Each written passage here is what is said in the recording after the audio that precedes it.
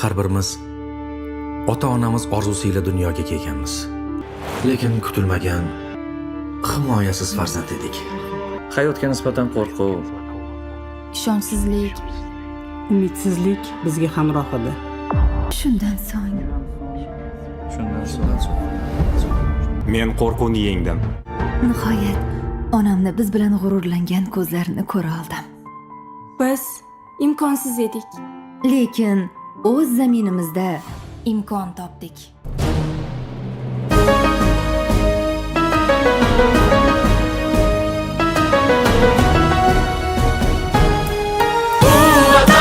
Hech kimdan kam emasmiz biz. Bu diyorda hech kimdan kam emasmiz biz. İmkon berding vatan, e'tibor berding vatan. Bu vatanda